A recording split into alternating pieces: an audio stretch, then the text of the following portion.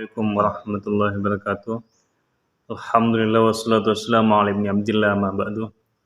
Para sahabat bisikan di langit yang dirahmati oleh Allah Subhanahu wa taala dimanapun kalian berada, semoga tetap dalam perlindungan Allah Subhanahu wa taala. Amin amin Allahumma amin.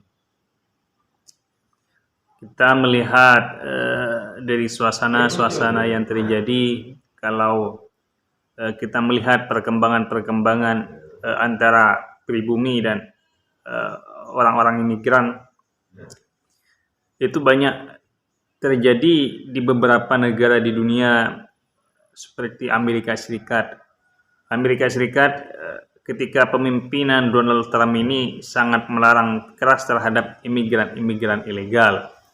Kenapa dikatakan imigran adalah orang-orang yang berimigrasi dari luar menuju pada suatu negara dengan mencari kehidupan yang lebih layak atau mencari pekerjaan yang lebih layak. Lah, Indonesia pada saat ini juga banyak dimasuki oleh orang-orang yang dianggap dengan imigran.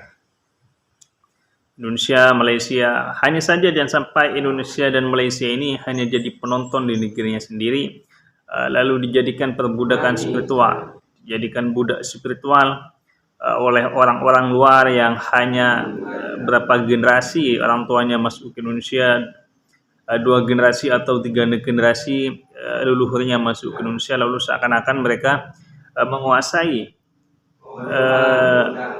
segala yang ada di negeri Malaysia atau negeri Indonesia tersebut. Dengan dalih sejarah-sejarah yang telah diubah, dengan dalih sejarah-sejarah yang telah ditulis oleh para penjajah yang memang dulu imigran tersebut bekerja sama dan penjajah untuk menaklukkan tanah kejayaan Indonesia dan Malaysia ini.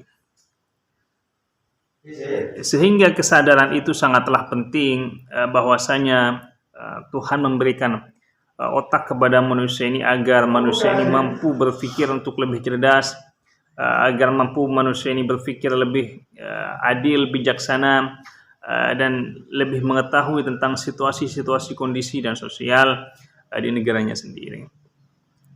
Kalau di Indonesia ini kan sedang lagi hangat-hangatnya suatu perdebatan, suatu pertentangan pemikiran, karena memang Indonesia ini sedang ada bentrokan atau ada bentrok cara berpikir, memahami sejarah, memahami kejayaan, sehingga penduduk Indonesia yang meneliti terhadap suatu sejarah tersebut tidak ingin leluhurnya diubah-ubah dan dipalsukan oleh sepentingan kelompok atau oleh sepentingan golongan untuk menguasai negeri Indonesia ini.